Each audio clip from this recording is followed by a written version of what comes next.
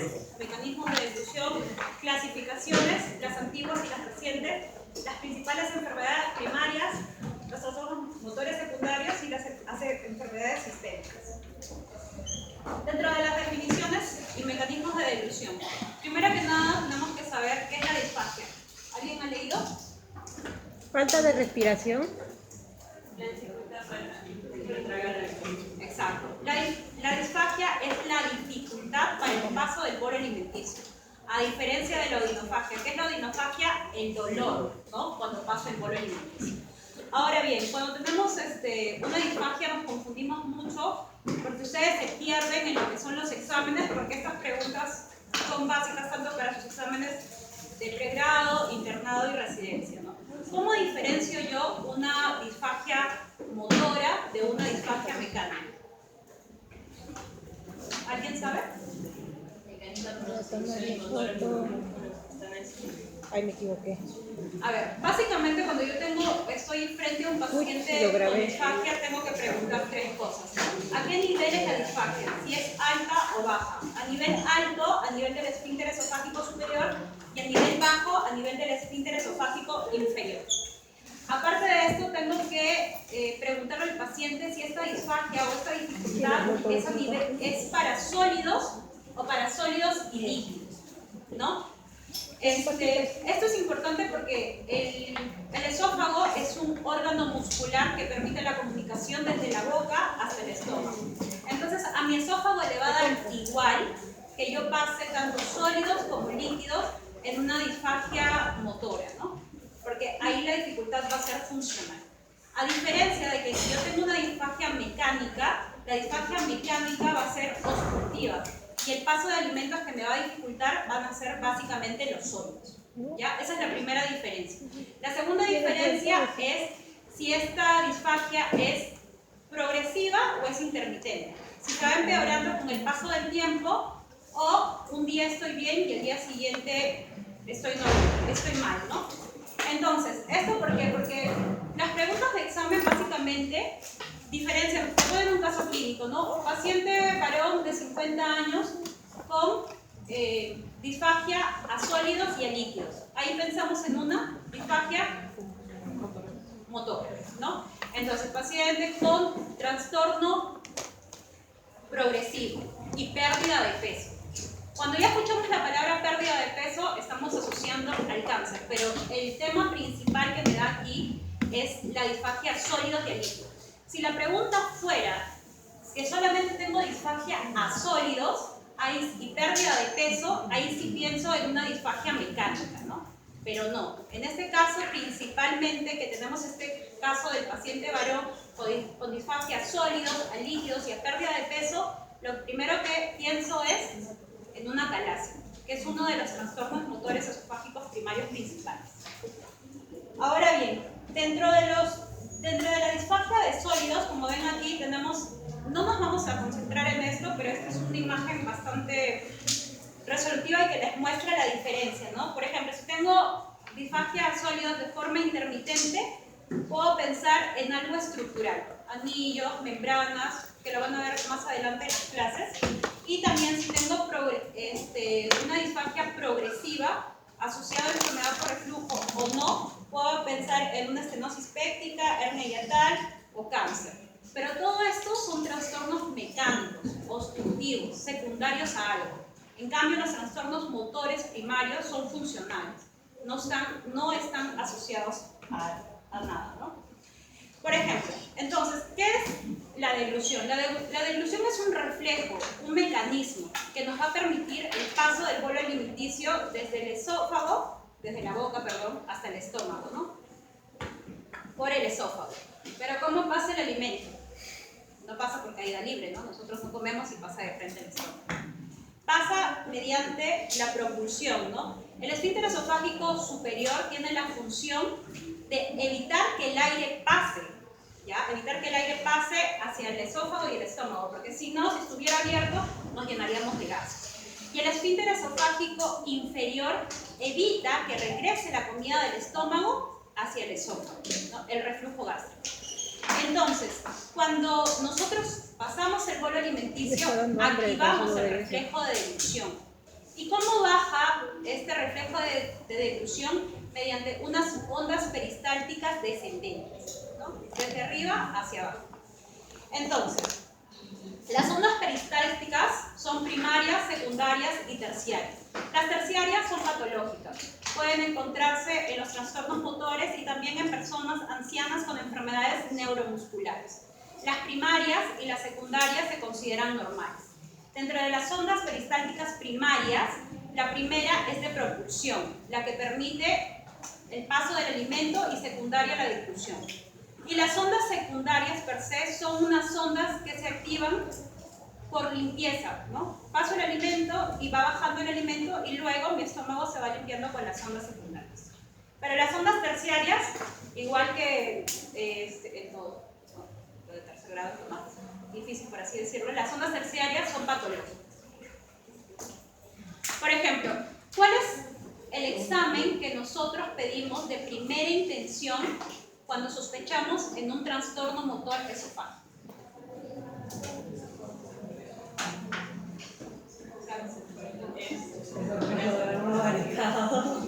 Ya, este es un examen inicial, ¿ya? El examen inicial que se puede pedir es el esofagograma varitado cuando tenemos la sospecha de un trastorno motor. Pero el gol estándar, la prueba de oro, el examen confirmatorio es la manometría. ¿Ya? Eso también es otra pregunta, así que la van a hacer. ¿Ya? La manometría es el examen confirmatorio y dentro de los exámenes iniciales que podemos pedir a un paciente es el esofagograma y la endoscopía. Aquí. El esofagograma varitado entonces simplemente sería un examen de qué? Un examen inicial. Tú tienes la sospecha, entonces, por ejemplo, ustedes salen de la universidad, van a hacer su internado y luego su serum, ¿cierto? En sus serums no van a tener a la mano de repente una endoscopía y a las cosas van a tener una radiografía, ¿no? Entonces, por eso es un examen que cuando yo tengo la sospecha, tengo que ir a un examen inicial, ¿ya? La endoscopía es otro examen de inicio que se puede pedir, pero quien me va a confirmar es la manometría. Entonces, aquí tenemos una imagen en donde vemos un esófago normal. Como ven, el esófago no es recto como lo imaginan, tienen sus impresiones tanto aórticas, bronquiales y demás. Y vemos en el lado izquierdo un esófago con ondas terciarias, ¿no? Un esófago irregular, diferente, patológico. Como les había mencionado, los trastornos motores esofágicos se dividen en primarios y en secundarios. Los primarios no están asociados a ninguna enfermedad y los secundarios sí. Dentro de los que les van a preguntar mayormente, de los trastornos esofágicos primarios, se aprenden A, E, I. Acalasia, espasmo esofágico difuso y esófago hipercontráctil. Las características de estos lo vamos a ver más adelante, pero dentro de los trastornos primarios son estos básicamente. ¿Ya? Y dentro de los trastornos secundarios son asociados a otras enfermedades neuromusculares, sistémicas, infecciosas, metabólicas, entre otras. Ahora bien, dentro de las clasificaciones, aquí tenemos esta clasificación funcional que no se lo van a aprender de memoria, ¿no? Esta es una clasificación pasada que se usaba mediante la manometría convencional. Actualmente nosotros utilizamos la manometría de alta resolución. ¿Cuál es la diferencia de la manometría convencional con la manometría de alta resolución? Que la manometría convencional solamente medía la presión en el esfínter esofágico inferior.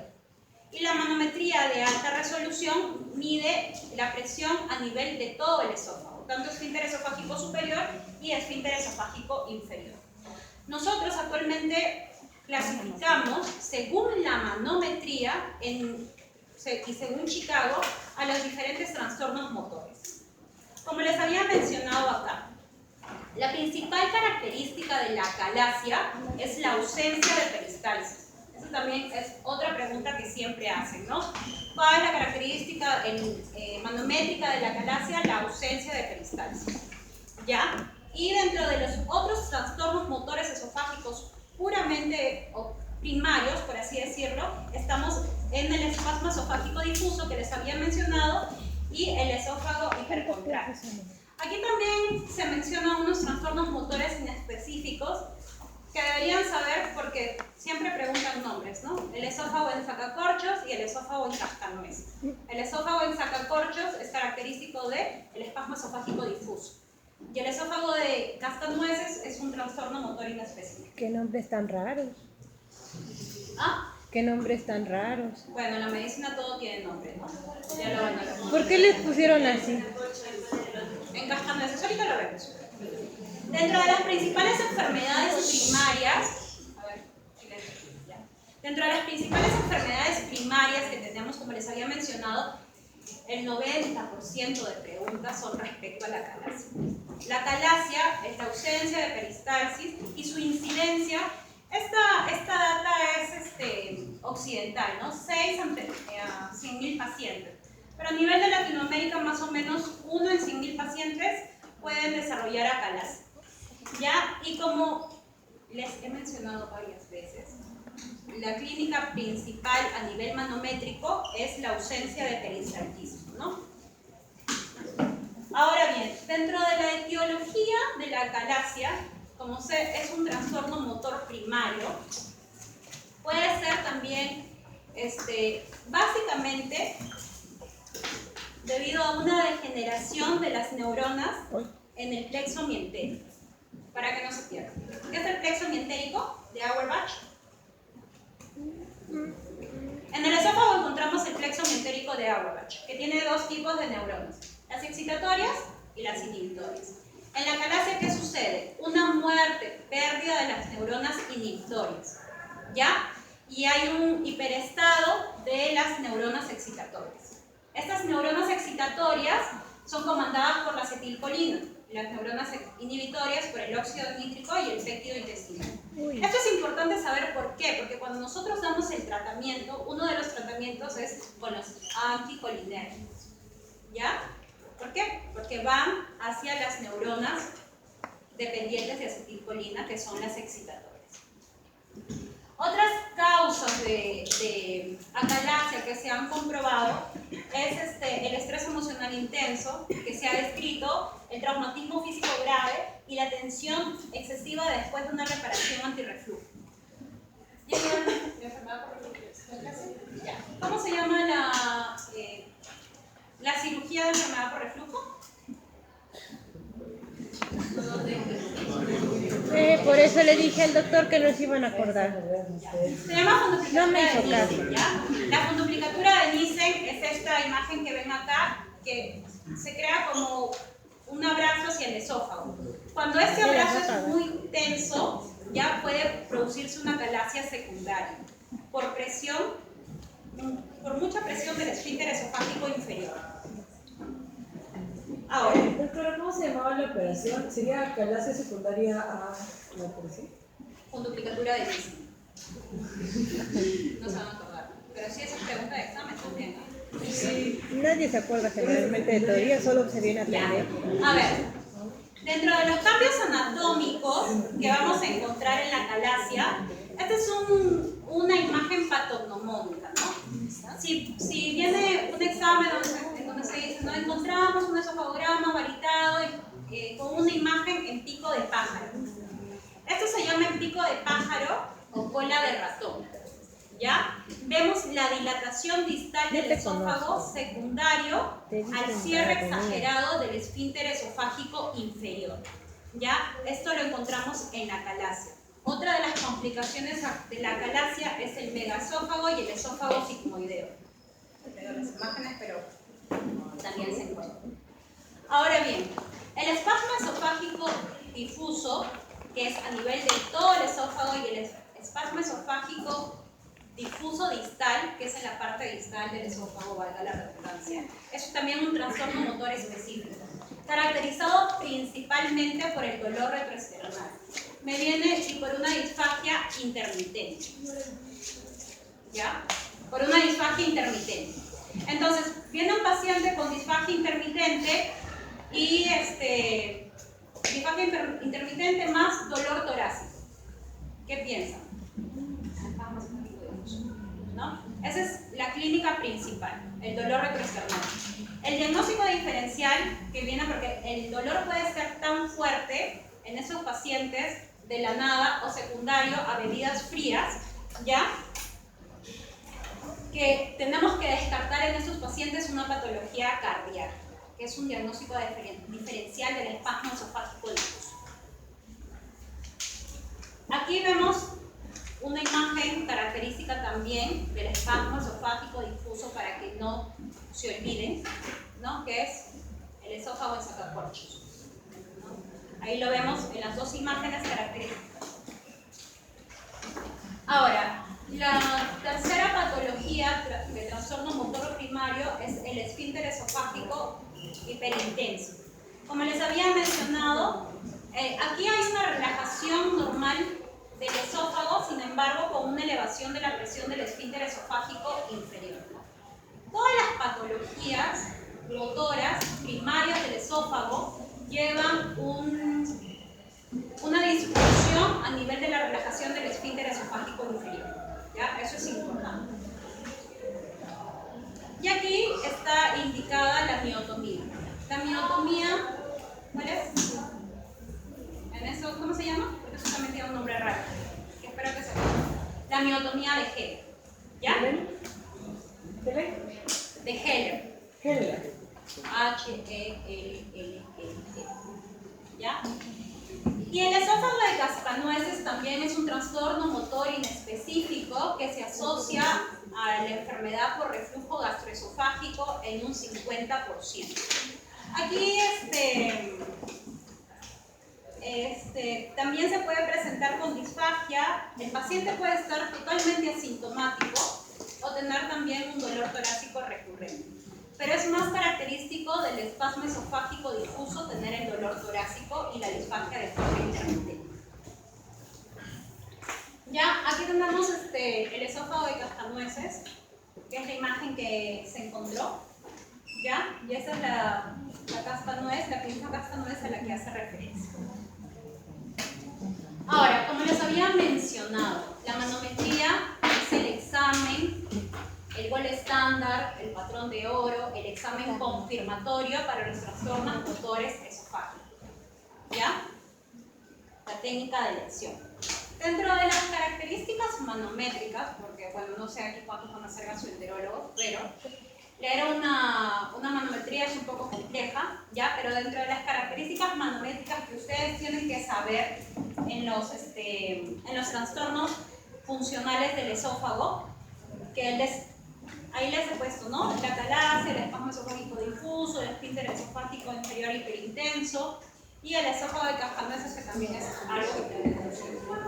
La calasia, la relajación incompleta del esfínter esofágico inferior con ausencia de peristalsis. ¿Ya? Eso se logra. El espasmo esofágico difuso, como vieron, son las contracciones que hacen que el esófago se dilate, luego se estenose, se dilate, luego se estenose, y el esófago en sacacorchos. ¿Ya? Y el esfínter esofágico inferior hiperintenso, que tiene una peristalsis normal, pero con una presión elevada del esfínter esofágico inferior. Aquí el diagnóstico es básicamente manométrico, ¿no? Por eso, aprenderse los numeritos de lo que es la manometría realmente no lo preguntan mucho, solamente las características manométricas, ¿no? Aquí tenemos, como les había mencionado, parte del examen inicial, que consta de una endoscopía. La endoscopía se realiza ¿por qué? Para un diagnóstico diferencial, ¿no? Porque este trastorno primario puede ser no siempre primario y tengo que descartar una patología orgánica.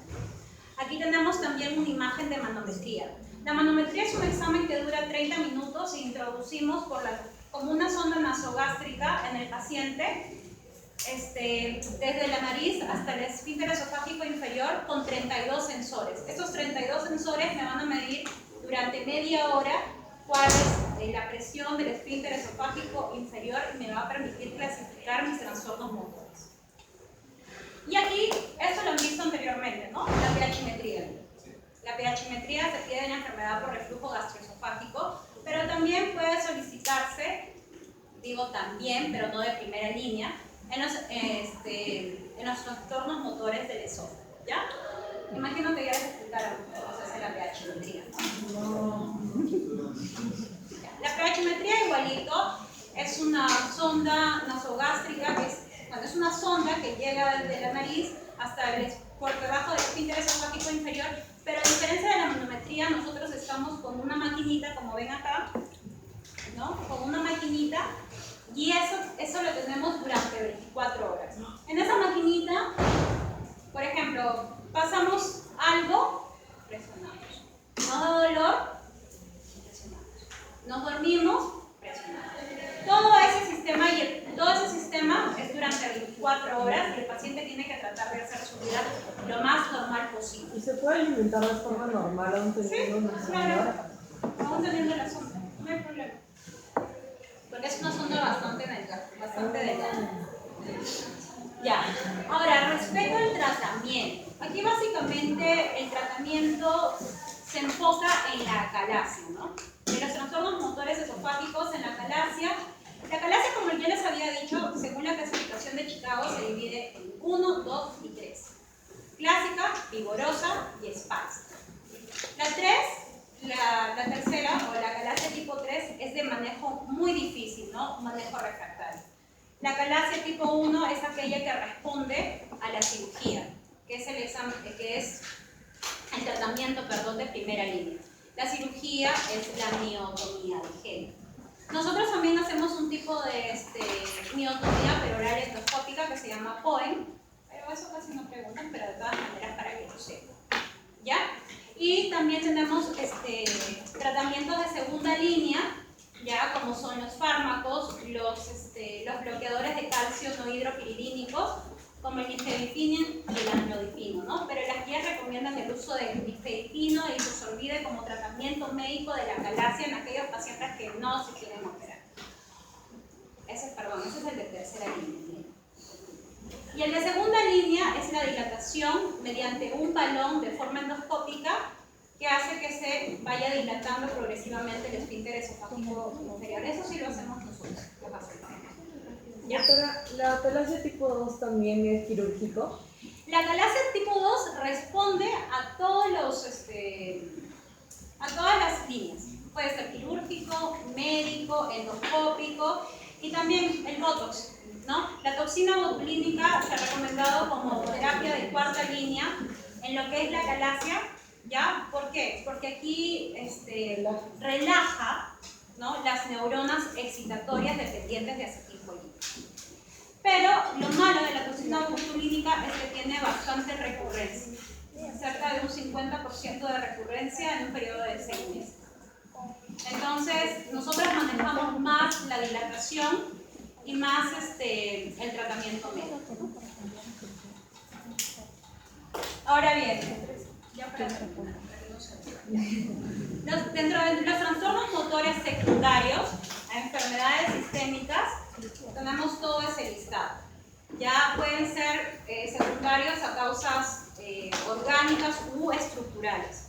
Como vemos ahí, secundarias a enfermedad por reflujo gastroesofágico, a cánceres tanto intraluminales como extraluminales, o sea, intraluminales de la luz del esófago y extraluminales por afuera de la luz del esófago, que podría ser un cáncer de tiroides, un cáncer de pulmón. Y dentro de las enfermedades sistémicas, ya, la esclerodermia. ¿Ya llevaron reumato? Una semana de reumato. La esclerodermia es una enfermedad dependiente de colágeno, ¿ya?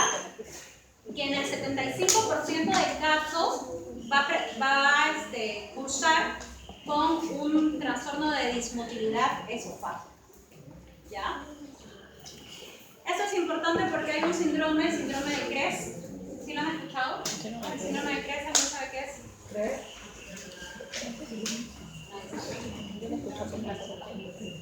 Ya, el síndrome de Krebs, la esclerodermia es la calcinosis, la dismotilidad esofágica, calcinosis, síndrome de Raynaud, dismotilidad esofágica, la esclerodactilia y la telangiectasia.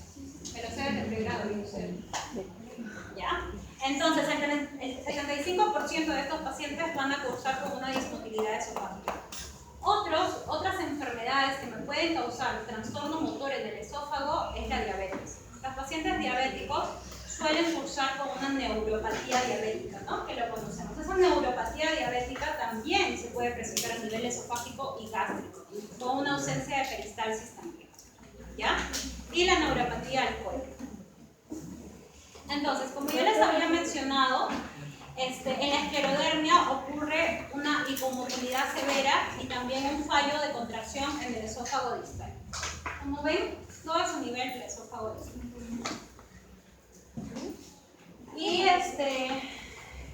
Y bueno, el cuadro clínico es un reflujo gastroesofágico asociado y una disfagia. Dentro de la diabetes mellitus, como también les había mencionado, es secundario a una neuropatía vagal, ¿no?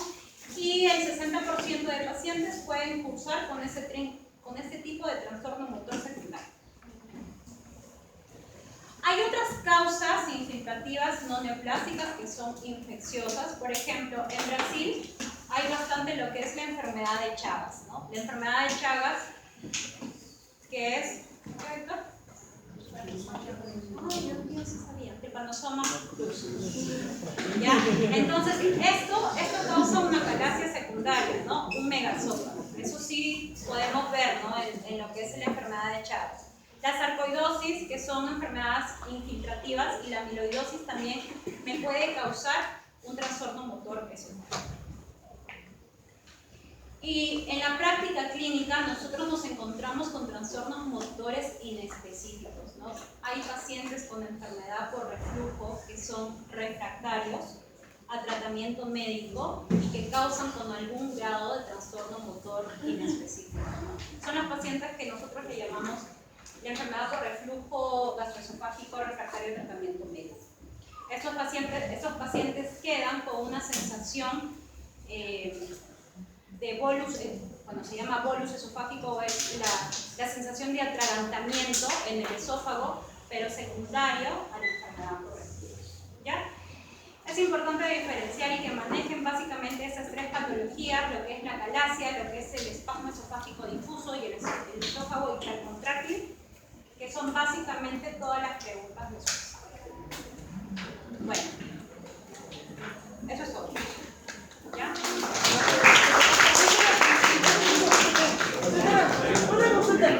No voy a dejar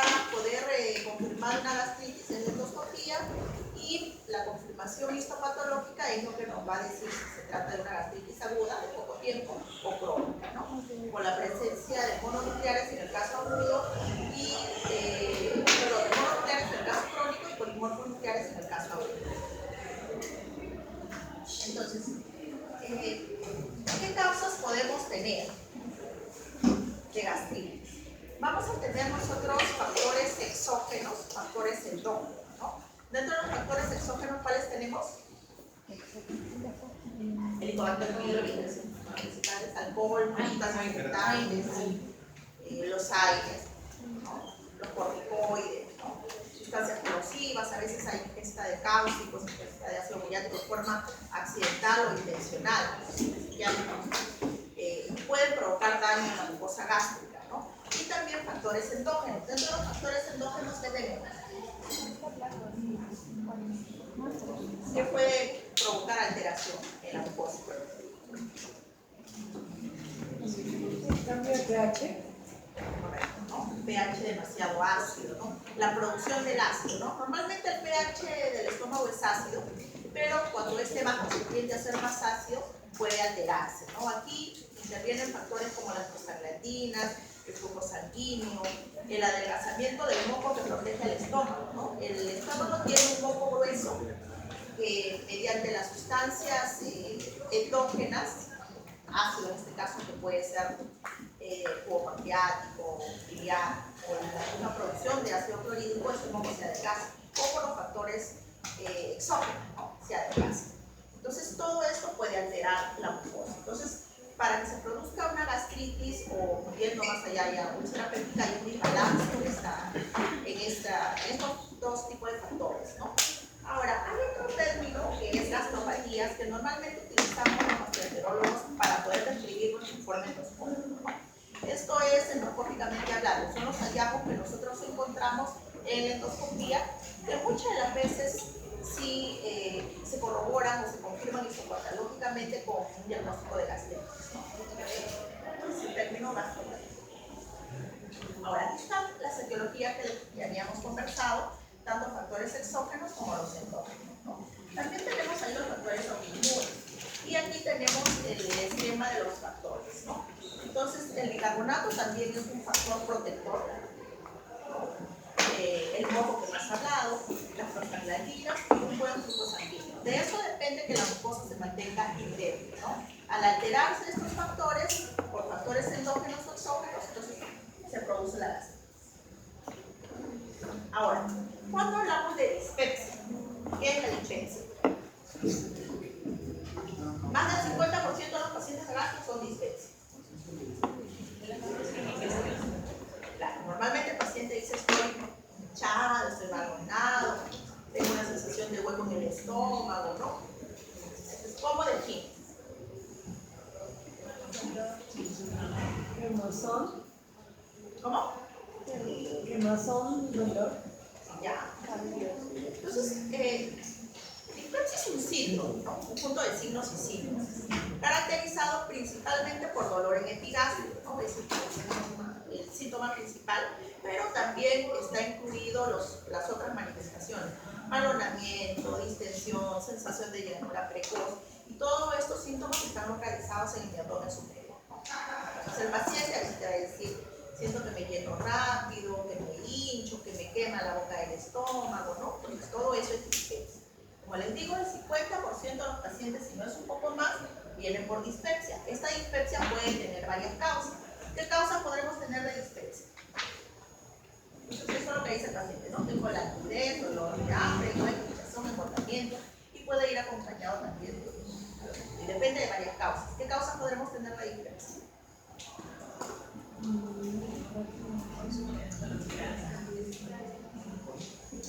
La dieta puede ser una dieta de grasa, mucha carne, demasiado ácidos, alcohol, de comida vegetal, ¿ya?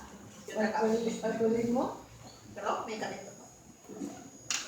La gastritis, úlcera péptica, el cáncer gástrico en sus inicios también te da síntomas de dispepsia. Entonces, parasitosis, intolerancia a la lactosa, podemos tener múltiples causas de dispepsia.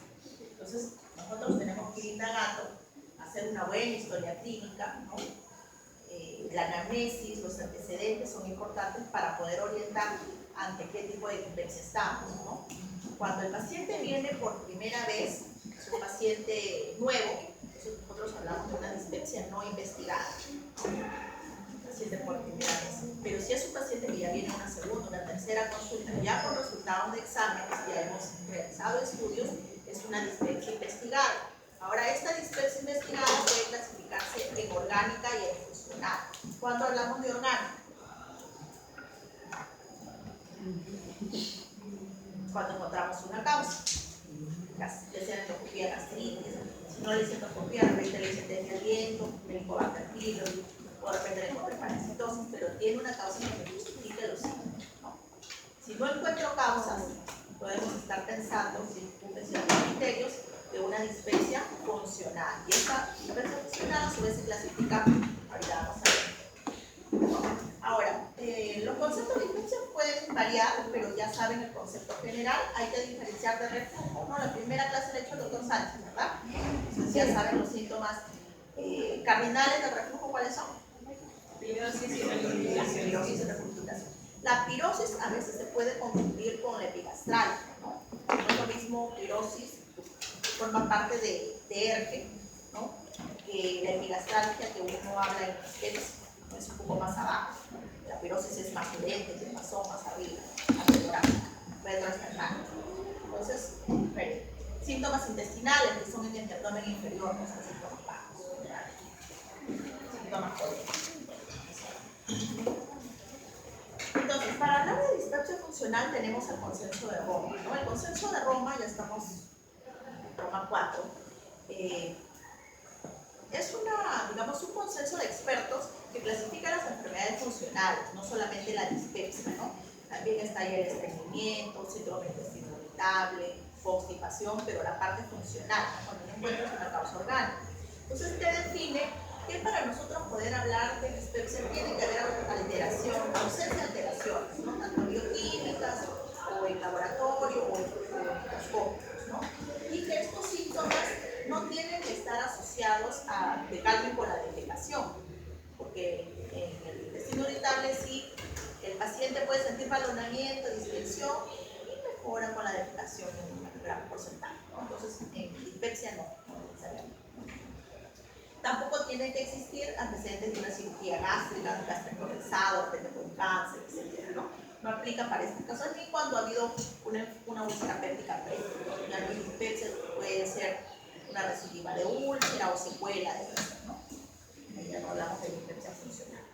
Entonces, la distribución de dispepsia a nivel de la población general es alta, como les dije, más del 50% en algunas regiones, ¿no? Puede tener implicancias económicas en algunos casos, ¿no? Estadística, absentismo laboral, estudiantil, dependiendo de la etiología, ¿no? Y en algunos casos de la funcional. Esta es la clasificación que les había mencionado, ¿no? Investigada, orgánica y funcional. Ahora, dentro de la funcional, nosotros tenemos la clasificación de distrés postprandial y de dolor en epigástrico. Cada una se clasifica así dependiendo del síntoma principal, ¿no? Si el síntoma principal es el dolor en el epigastrio, será de tipo dolor en el epigastrio. Si el síntoma principal es valoramiento posterior al alimento, será de distrés postprandial. Así se clasifica. Entonces, tiene que haber uno más de los siguientes síntomas, ¿no? Llenura postprandial, saciedad temprana, dolor epigástrico, quemazón y enfermedad orgánica, ¿no? Estos síntomas deben estar en los 3 últimos meses e iniciarse desde los 6 últimos meses para hablar de dispepsia funcional.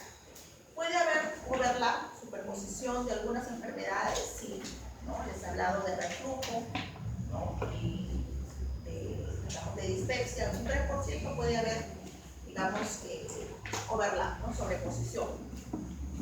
Hay algunos pacientes que pueden tener, digamos, clasificar o no explicar adecuadamente el síntoma, es hasta un 24%, ¿no? Es necesario poder indagar bien. Ahora, en la fisiopatología interviene no solamente la producción ácido-péptica, también la motilidad gástrica, ¿no? Hay algunos estómagos o algunos pacientes que tienen estómago con una menor distensibilidad a la ingesta de alimentos, entonces hacen dispepsia más fácilmente. La infección por el Helicobacter pylori también, ¿no? Una no adecuada relajación fúngica y la parte sensorial o nerviosa, ¿no? Que es importante.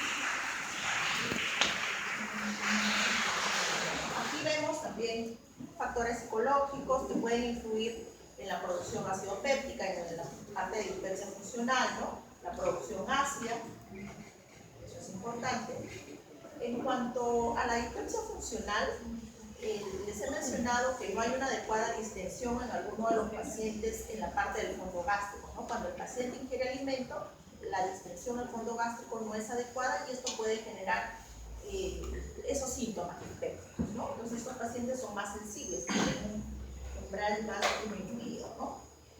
Ahora, ¿qué asociación hay entre el Helicobacter y la dispepsia? No siempre el tratar o el erradicar el Helicobacter pylori te va a quitar los síntomas dispépticos. En un porcentaje de los pacientes sí, pero hay un porcentaje de los pacientes que a pesar de erradicar el Helicobacter pylori pueden seguir con síntomas, ¿no? Entonces ahí habría que pensar en otra causa de la dispepsia, ¿no? Ahora, dentro de la dispepsia y dentro de los síntomas digestivos, nosotros hablamos de signos y síntomas de alarma en la parte digestiva. ¿Cuándo hablamos de eso? Cuando el paciente tiene disfagia. En la disfagia,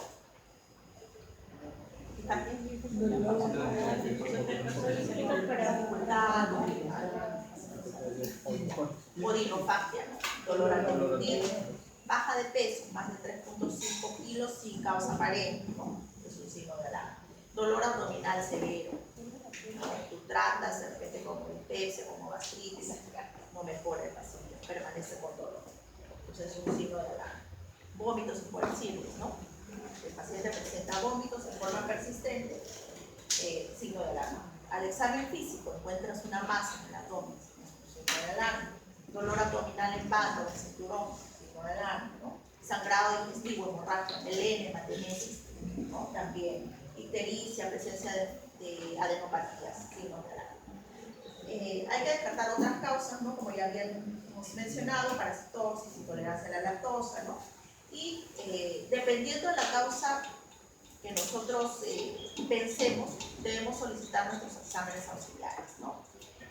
Siempre se pide una bioquímica básica. Dentro de la bioquímica básica está un hemograma completo, ¿no? Porque vamos a ver la hemoglobina, las plaquetas, de repente urea, creatinina, es lo básico, y quizás un perfil hepático si es que el paciente llega a cierta edad, o presentar de repente ictericia, ¿no? Que también, si no alarma, solicitar. Parásitos, también dependiendo de la zona, y incluye el factor epidemiológico, hay que solicitar. La endoscopía, en este caso, ¿no? Entonces, en estudios realizados de pacientes dispépticos, a los cuales se les ha realizado endoscopía, un 50% salen normales, ¿no? Que podría deberse a una dispepsia funcional, y el otro 50% refleja las otras patologías, ¿no? Reflujo, úlcera péptica, cáncer gástrico es un menor porcentaje, un 3 o 5%. Doctora, había comentado que en el normal, ¿a qué se puede deber? ¿Cuál? ¿A cuando sale la endoscopía normal? Ah, no, eso es... ¿A qué puede ser? probablemente sea un paciente con dispepsia funcional. Ah. Claro, hay que indagar otras causas ahí. Ahí es cuando ampliamos pues ecografía abdominal, parasitosis, ver la bioquímica, ver el perfil hepático, ¿no? Dentro de las causas que nos puede provocar dispepsia. Si no encontramos nada, puede estar dentro de la patología de dispepsia funcional, ¿no? Clasificarla dentro de ello, pero ya saben que tiene que cumplir 6 meses con los síntomas y ser más frecuente desde los 3 últimos meses, ¿no? Entonces ahí podemos hablar de una dispepsia funcional. Entonces, la dispepsia no investigada, este es un algoritmo cogido de la sociedad americana, pero ahí la edad para poder hacer un descarte es un poquito mayor, ¿no? 55 años. En cambio, para nuestra realidad, para América Latina, la edad oscila entre 35 y 40 años para nosotros poder realizar los procedimientos endoscópicos, ¿no? Entonces baja un poco con respecto a otra realidad, ¿no? Entonces, si hay signo de alarma, de edad mayor a 55 años, de hecho que tienen que hacer endoscopía. Para nuestra realidad es 35 o 40, ¿no? Ahora, y ahí, si no encontramos nada, podemos pensar en dispepsia funcional. Pero si es un paciente, ¿no? De 35 o 40 años en este caso, dependiendo de los síntomas que presente, de repente un paciente de 20 años y me viene con dispepsia, epigastralgia, de repente no hay signos de alarma. Lo primero que le voy a mandar no va a ser endoscopía. Entonces, puedo probar un tratamiento empírico que va 4 semanas, por eso incluye mucho la edad y los signos de alarma, ¿no? Si es que veo que no hay nada, y de repente después, si no me mejora, ya voy haciendo análisis, ¿no? Pero si de repente este paciente ya viene con un tratamiento empírico, sí tengo que indagar por la causa más frecuente. Una de ellas es la infección por el Helicobacter pylori, que es la que tengo que investigar. Y hay varios métodos para investigar, como vamos a ver más adelante. Este es un algoritmo también que nos lleva a cómo evaluar a nuestro paciente, ¿no? De la disfunción funcional. Aquí está la clasificación del síndrome de dolor en epigastrio y el síndrome de estrés postprandial, ¿no? Entonces, si nosotros queremos descartar la infección por el Helicobacter pylori, tenemos aquí tres, ¿no? La estrategia de encuentra y trata. Si sospechamos el Helicobacter, tenemos que diagnosticar el Helicobacter de diferentes formas, ¿no? Obviamente es un paciente que no tiene signos de alarma y hay pruebas para poder descartar el Helicobacter pylori. ¿Cuáles conocen? ¿Cuáles han leído, escuchado? ¿Cuál? Ya, la anticuerpo. En las heces, En heces también. El invasivo endoscópicamente. Claro, antígeno en heces y el test de aliento, ¿no? Entonces, claro, la biopsia durante el endoscopio. Entonces sería eso es test de aliento y endoscopía, ¿no? ¿Verdad? Test de aliento, endoscopía, el anticuerpo en sangre para el Helicobacter pylori, el antígeno en heces, ¿no? Dentro de las no invasivas están test de aliento, antígeno en heces, anticuerpo.